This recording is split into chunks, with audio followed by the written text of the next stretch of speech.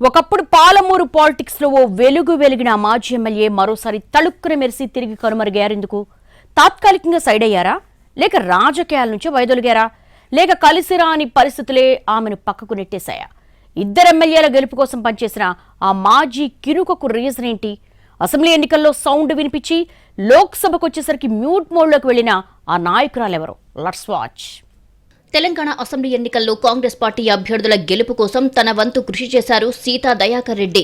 కానీ తాజాగా పార్లమెంటు ఎన్నికల వేళ ఆమె సైలెంట్ అవ్వడం చర్చనీయాంశమైంది. దీని వెనుక రీజన్ ఏంటనే చర్చ పాలమూరు పొలిటికల్ సర్కిల్స్ లో జోరుగా జరుగుతోంది.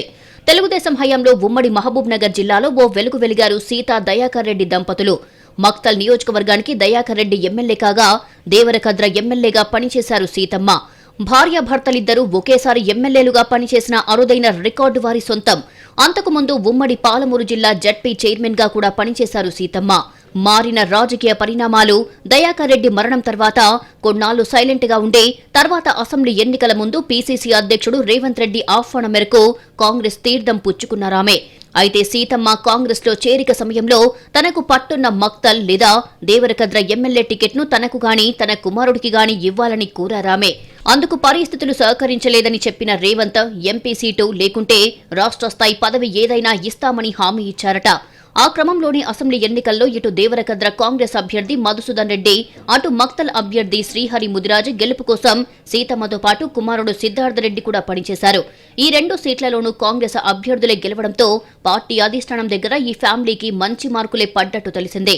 మరి అలాంటప్పుడు పార్లమెంటు ఎన్నికల ప్రచారంలో సీతమ్మ ముఖం చాటేయడానికి కారణాలేంటో అర్థం కాలేదట.